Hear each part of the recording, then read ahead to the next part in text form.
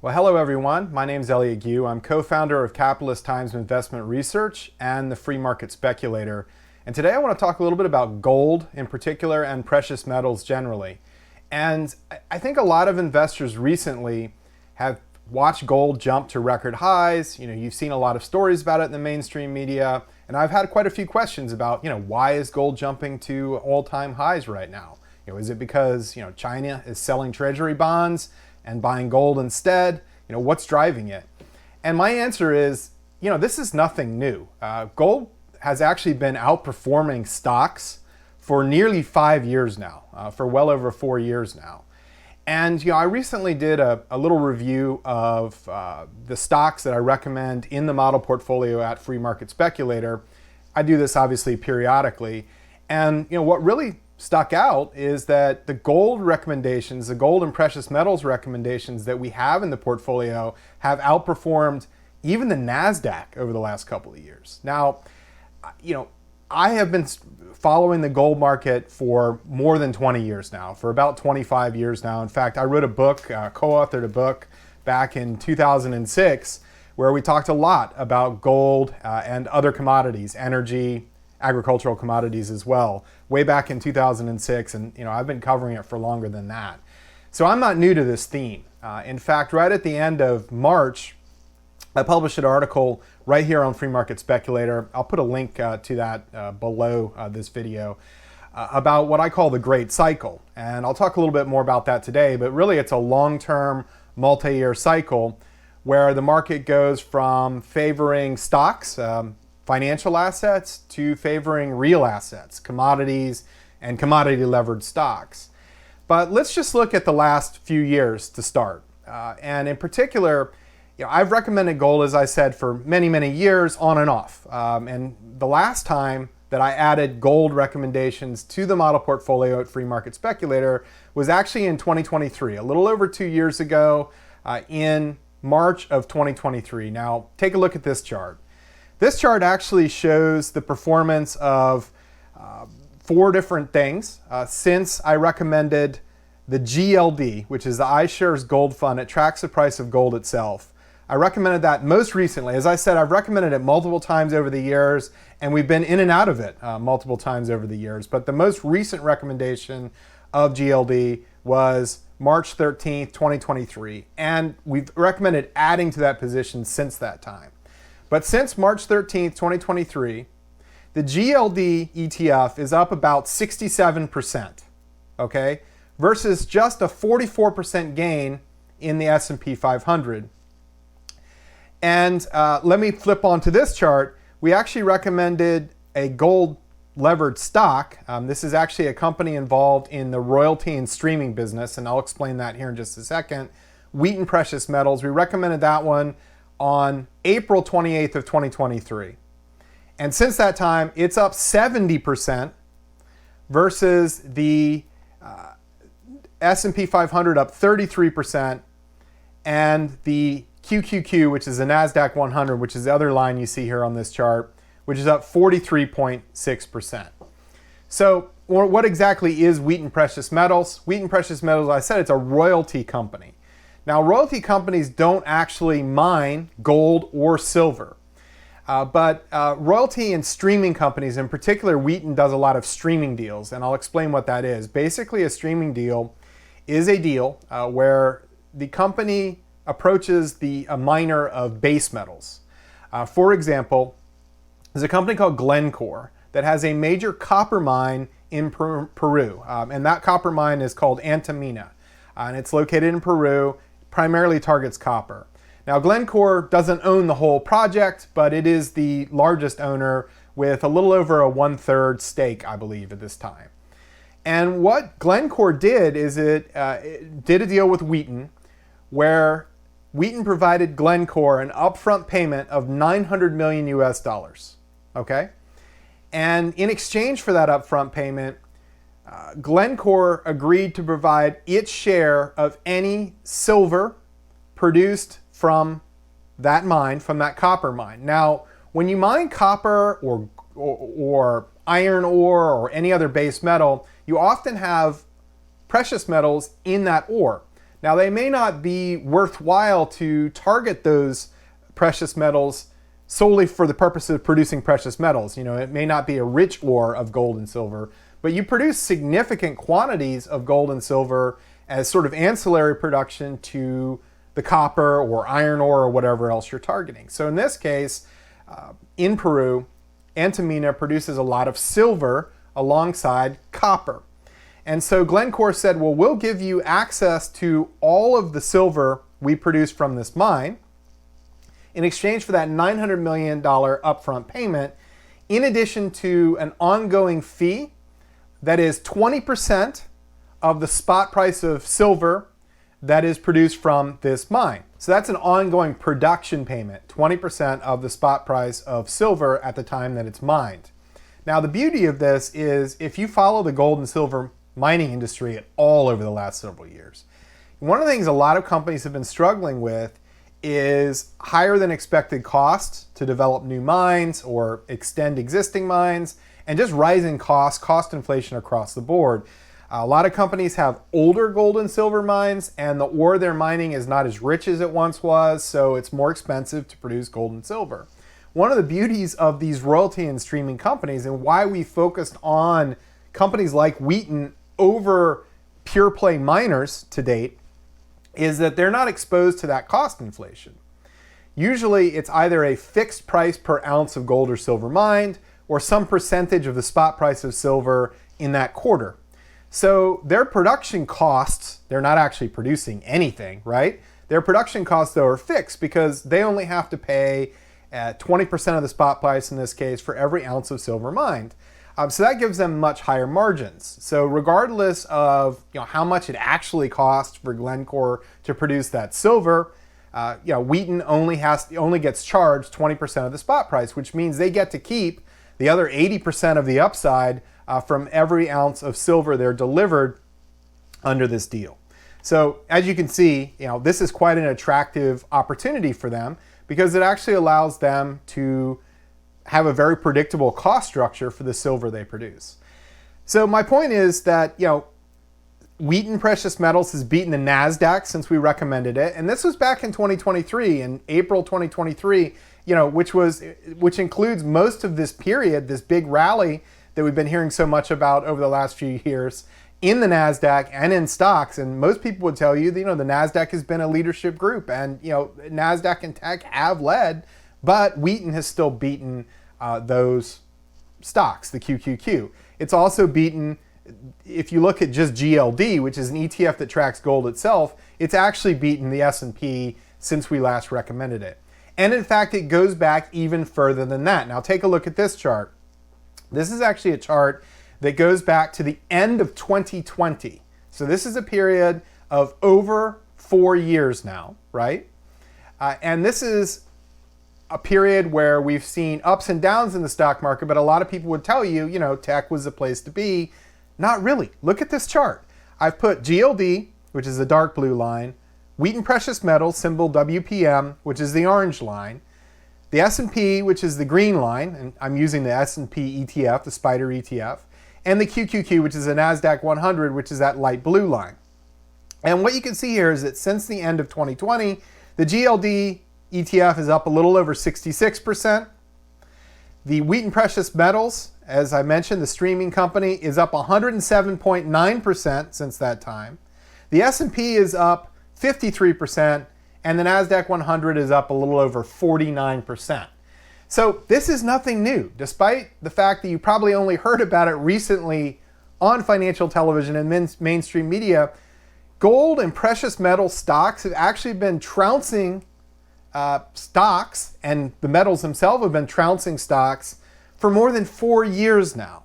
As I said, I think this is part of a big shift that we're seeing in what I like to call the Great Cycle, away from U.S. stocks in particular, strength in the U.S. dollar that we saw over the basically 10 plus year period leading up to 2020, and more in favor of commodities and commodity levered stocks, whether that's energy, which I've talked about before in these videos, or in this case, precious metals. And I think it could go on for a lot longer period of time. Now, I'm going to start out by sort of reviewing the technical history, if you will, of gold since the 1980s. And I'll talk about one fundamental as well that I do think is a major driver of this trend. So let's start out with this chart right here. This is a chart of what's known as the cyclically adjusted price to earnings ratio, or CAPE ratio, for the S&P 500 since December 1944. Now, this is actually a measure of the price to earnings ratio, or the valuation ratio, for the S&P 500, put together by Robert Shiller at Yale University, Professor Robert Shiller at Yale University. He's written a number of books explaining this particular valuation metric, but just to summarize, if you try to look at a valuation for a company when earnings are depressed, for example, right in the heart of a recession, stocks are going to look really cheap, right? Because earnings are depressed. So while prices come down, earnings are even more depressed. So the reality is that makes the stock market look most expensive at the time you really want to be buying at a cyclical low. The opposite is true during economic boom. So when you see the US economy booming, earnings will be growing and stocks will look cheap, but they're not really cheap. They're just the top of the cycle for profitability. So what he does is he looks at average earnings, inflation adjusted, over a 10-year period, which is a period that encompasses the entire business cycle, right? 10 years is long enough to encompass probably recessions in most cases, booms, and everything in between, right? So this is a truer or more accurate, stable measure of actual stock market valuations. As I said, I took this back to December 1944. As most of you are probably well aware, World War II ended in 1945, just the next year. May or September, I believe, depending upon whether you're looking at the European or the Asian theater of World War II. But this covers the entire post-war era. And what you can see is several cycles here, right? So from the 1940s up until the 1960s, between 1966 and 1968, we saw generally valuations for U.S. stocks, this is the S&P 500, expanding. So this was a great time to be investing in the U.S. economy and in the U.S. stock market. It was a period where U.S. stocks beat virtually stocks anywhere else around the world for most of this period. Now from the late 60s up until the 1980s, it was the exact opposite. You can see valuations actually peaked in 1966.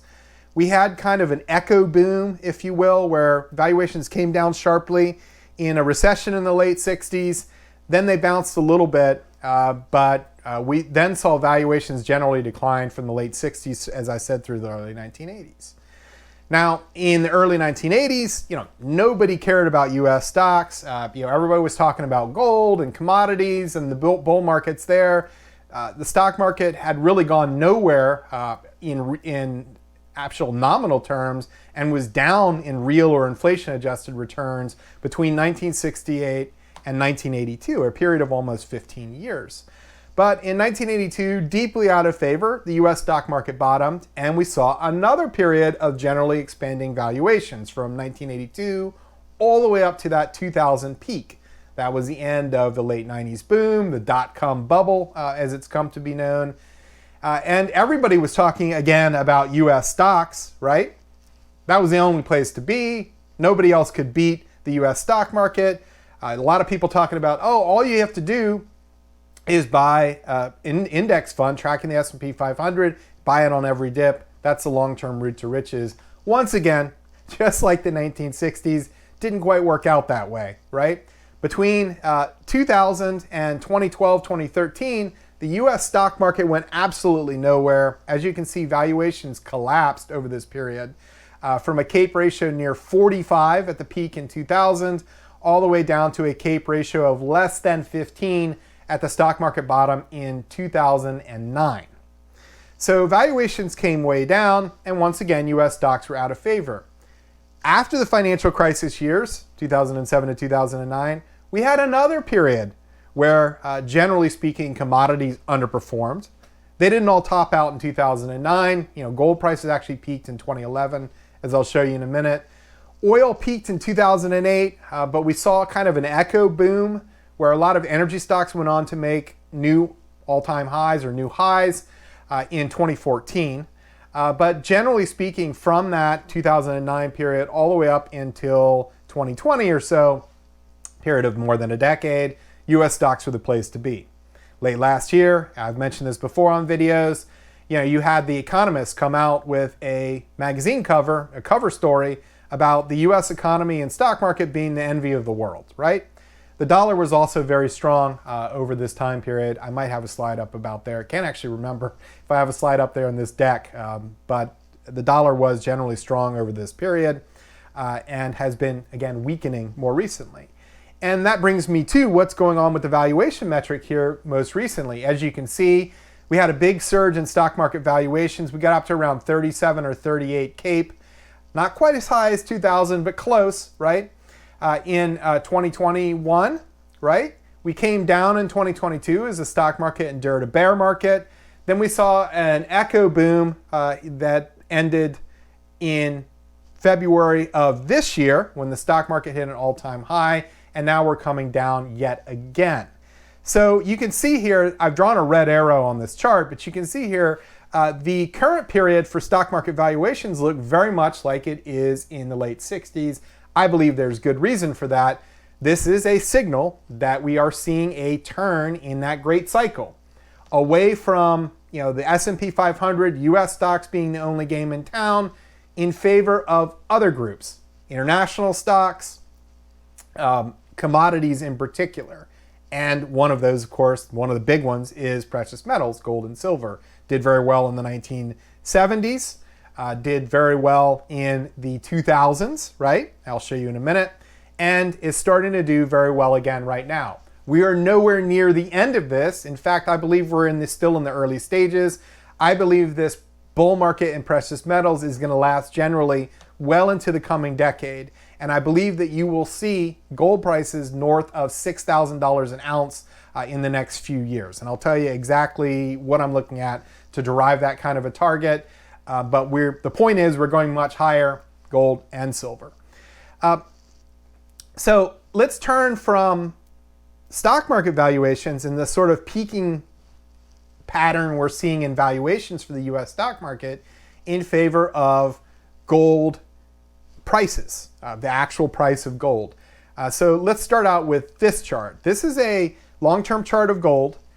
This is a monthly chart. I took this back to the early 1980s, to actually 1980. And this shows the price of gold in dollars an ounce since that time. And you can see several cycles here, and I've actually labeled those to make them a little easier to see. First up, we had a long bear market in gold from the early 1980s up until the late 1990s and early 2000s, and you can see it here. And I've drawn it with a red arrow. We got all the way down in the late 90s and retested that low in 2001 at around $250 an ounce. This is actually when I started looking at gold. This is when I began my career and was also studying commodities very closely at this time. Nobody wanted to talk about gold. It was trading around $250 an ounce, as I said. It had been going down since the early 80s. It was deeply out of favor. Only thing anybody cared about in the late 90s was the Nasdaq and the US stock market. That should sound familiar, right? So this was a long bear market in gold. Now, about that time, we saw that turn in the great cycle, as I said, away from US assets, financial assets, in favor of real assets, commodities. And gold prices absolutely took off. And as you can see here in this chart, gold soared more than sevenfold from that twin low, that double bottom in 1999 to 2001 to the 2011 peak over $1,900 an ounce. So gold jumped more than sevenfold over this time period. And again, this is a long time, right? The late 90s up until about 2011, you're talking about a period 12, 13, 14 years, depending upon exactly how you measure it. So the great cycle is a multi-year long-term cycle. These are not trades, right? These are not things to look at over the next week or two, month or two, or even the next year or two. They take a long time to develop. There are advantages and disadvantages of that. I like to say, there's some good news and there's some bad news. The good news is they are multi-year cycles. They can create tremendous wealth. and they can really save your portfolio through periods where most people are getting hurt. For example, the 1970s, as I said, stocks went nowhere. Because inflation was so high, you actually had a negative return from the stock market. Over that same period, gold delivered strong positive returns. Commodities delivered strong positive returns. Same thing happened from the late 90s up until, as I said, 2012, 2013.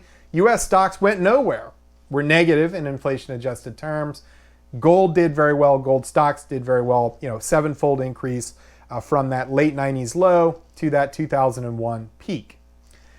Now, since 2011, we initially entered kind of a bear market in gold. As you can see here, we fell down to around $1,050 an ounce from that peak of around over 1900. So almost a halving in gold prices between 2011 and 2015, 2016. But more broadly, what I want to show you on this chart is that while gold bottomed in 2015, 2016, it basically marched in place if you look at the longer time period from 2011 through 2024. Now, as I said, this is a period where for most of this period, US stocks were beating everything, right? Particularly the Nasdaq, particularly tech, particularly those growth stocks, high valuation stocks. And again, this is very similar to what we saw in the 1960s, leading up to the late 1960s. Back then it was the Nifty 50 stocks. These were 50 large cap US stocks that were supposed to be one decision stocks. Everybody jumping on those names. Growth funds jumping all over the mutual funds in those days, jumping all over that. More recently, what's it been? The Mag 7, the Magnificent 7, right? Your Alphabets, Microsofts, Nvidias of the world.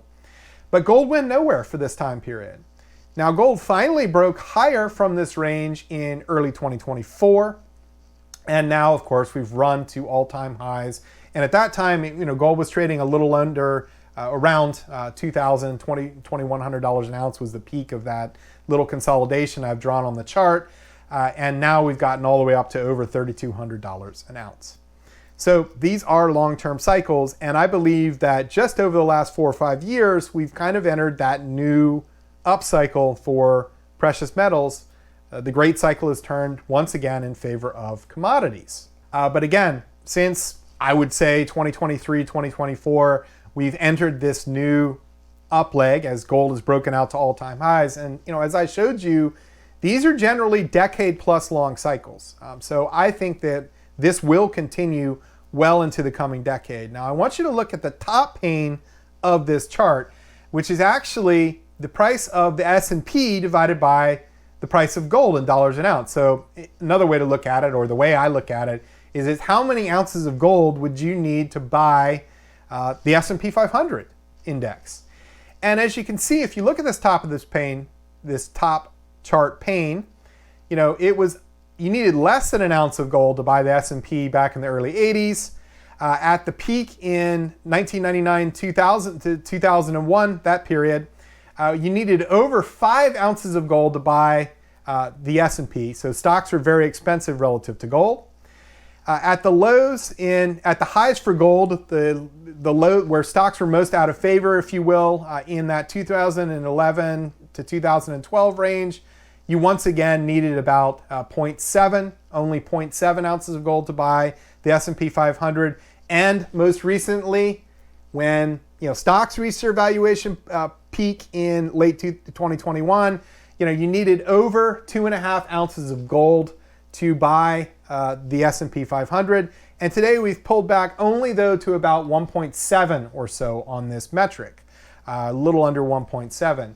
I believe before this is said and done, you're going to see less than an ounce of gold to buy the S&P 500. In fact, I think if history is any guide, you're going to get down to around that 0.75 ounces of gold to buy the S&P 500. Now, obviously, it depends heavily on your assumed price of the S&P 500 as to what that means in terms of a target for gold. However, if we take a 5,000 level for the S&P, which is actually below where it's trading right now, and apply, and say it takes 0.75 ounces of gold to buy the S&P, then you're looking at a valuation for gold of around $67.50 an ounce.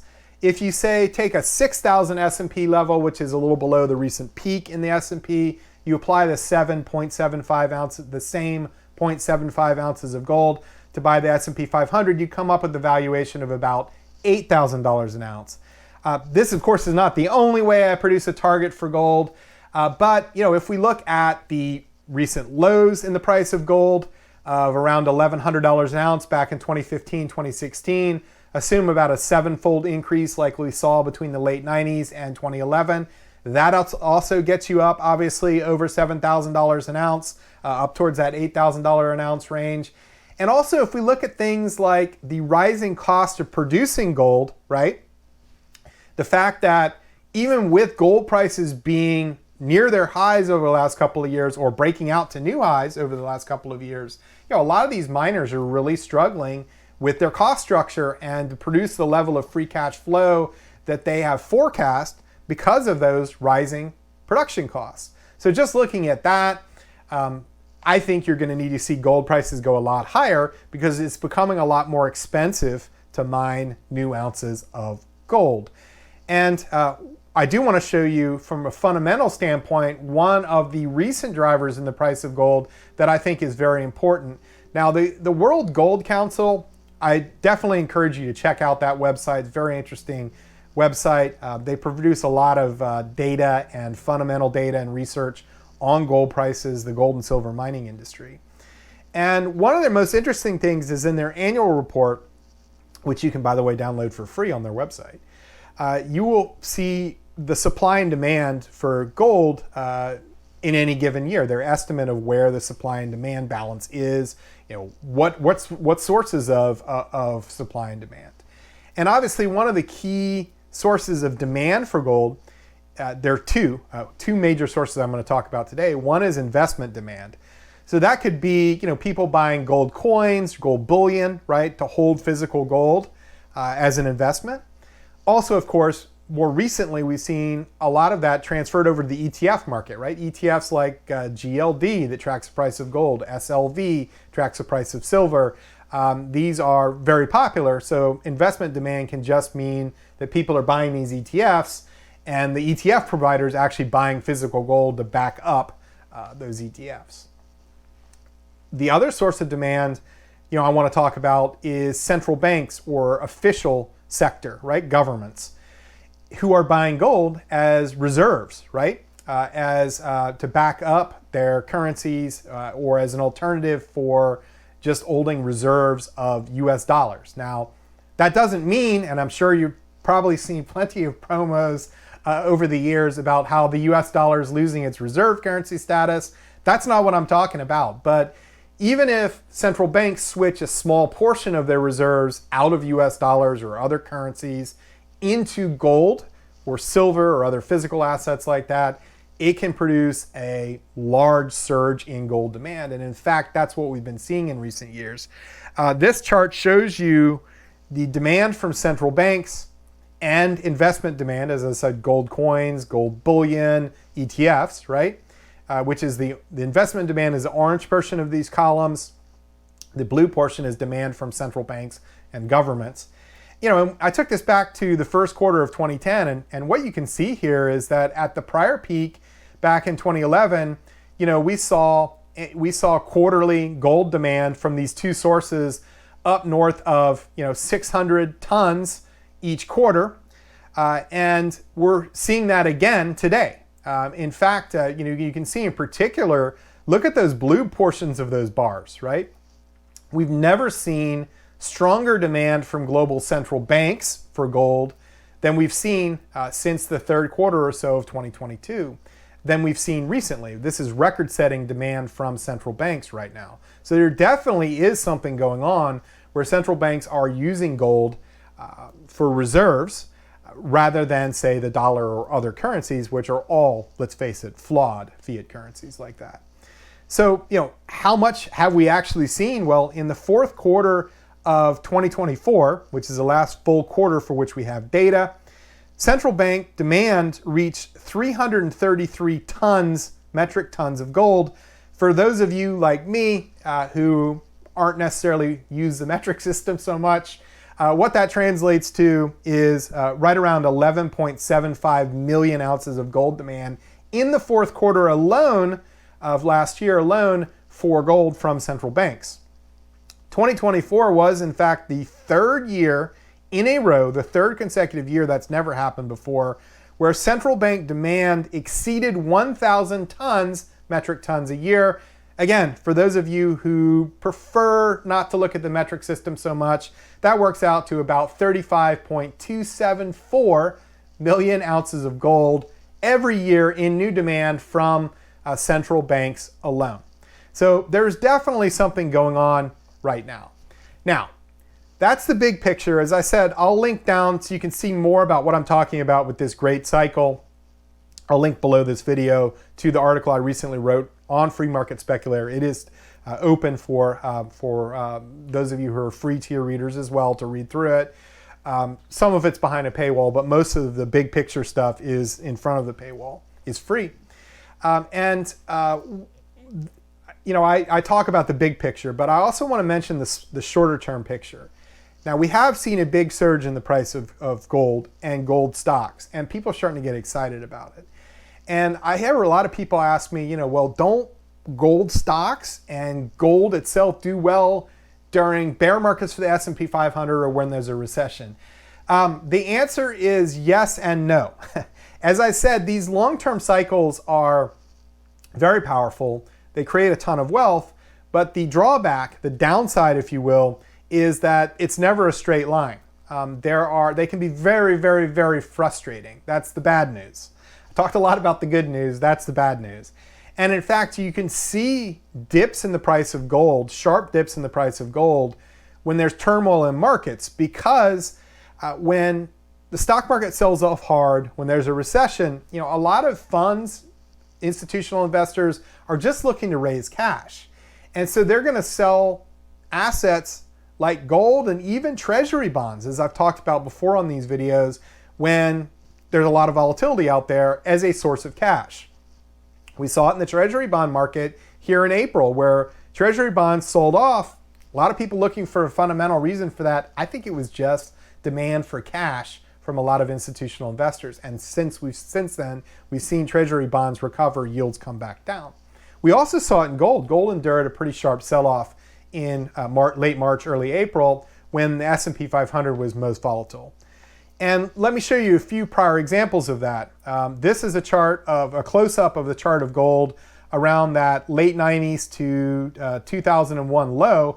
And you can see that, you know, in 2000, as the stock market was coming off, you know, gold initially surged, but then it came right back down and retested that low, as I said, around $250 an ounce. So gold prices at the high in early 2000, $320 an ounce almost, got all the way back down to $250. In percentage terms, that's pretty bad. Then you had this big rally as the U.S. economy, starting when the U.S. economy entered a recession in March 2001, and we got all the way up to new highs of $388.50 an ounce, news cycle highs in early 2003. But along the way, you can see there were some pretty nasty little short-term pullbacks. This is a weekly chart, but some of these lasted a quarter or more, you know, from $295 an ounce in late 2001 all the way down to $271 an ounce, back up to $307.50, back down to $287, all the way up to $330, back down to $299 or so. You get the point. There were some sharp sell-offs and corrections along the way. Here's another chart for you. This is a period from 2007 to 2009, through 2010 actually. This is the period around just before and just after the Great Recession, financial crisis of December 2007, all the way up to June 2009. Those were the dates for the recession. Gold soared into early 2008 from $600 an ounce in early 2007, all the way back up to over $1,000 an ounce in early 2008. But then we saw a correction all the way back down to $680 an ounce at the height of the financial crisis in the fall of 2008. And again, this was driven not because people were bearish on gold, didn't see it as a hedge, but people were, if you remember those years, which I'm sure many of you do, as I do, living it firsthand, People were desperate for cash. Investors were desperate for cash in late 2008. You had the bankruptcy of Lehman Brothers, the near bankruptcy of a lot of other venerable financial institutions, including Merrill Lynch, right? And investors were just desperate for cash at that time. So gold prices sold off because people were selling gold to raise money to meet margin calls, just to have a cash cushion in their accounts. Then, of course, we did see gold really take off from that pullback, reaching new cycle highs over $1,220 an ounce by late 2009. And as I said, we reached those up to that point, all-time highs over $1,900 an ounce in the fall of 2011. So there will be pullbacks along the way. In fact, right now, I'm not inclined to add to our exposure in the model portfolio in gold or mining stocks. I may even look to book some gains in names like, partial gains probably, in names like Wheaton that have done so well for us. What I am doing though is creating a shopping list. These are mining firms primarily, and royalty firms and streaming firms like Wheaton that I am looking to add to our exposure to on any pullback that we see, because as I said, I believe we're in the early innings of a multi-year bull market in gold, precious metals related stocks. They'll take us well into the 2030s. And so I want to be buying that on pullbacks, but in particular, I want to focus on high quality names that have good production profiles, the potential maybe to bring new production on stream here over the next few years, relatively low cost, or at least have that under control, that can really benefit from this surge. So this is a time, we have had a surge. I do think there are going to be pullbacks along the way. We're nowhere near the end of this bull market. This is a time to be sifting through the sector, looking for names that you want to own on dips. And that's exactly what I'm doing in the Free Market Speculator. So if you want to see more about all this, if you want to see exactly what I recommend in real time over the next few months in gold, precious metals, other commodity groups that we track in the Free Market Speculator, natural gas, oil, energy, why not check out a risk-free trial, or actually a free trial to the Free Market Speculator. I've extended it through this offer through the end of this month, through the end of April.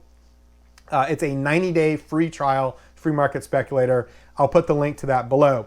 What that means is, you put your credit card number in, but we don't actually bill your card for 90 days. So try the service for the next 3 months, basically. See all of the posts, including our model portfolio recommendations and updates, new ideas in all these sectors and more, of course, over the next several months, and only then decide if you don't feel like it's for you, if you don't like it for any reason, if you don't enjoy the content for any reason, or think that it's a useful addition to your arsenal, your investing arsenal, then I encourage you, just cancel your subscription and we won't bill you. After that 90-day period, we do offer a prorated refund on annual subscriptions, and we offer an annual or a monthly billing option. I'm offering that same 90-day free trial regardless of which option you choose. So thanks for listening to me today. Again, my name's Elliot Gu. I am co-founder of Free Market Speculator. Hope you found this useful. Thanks again.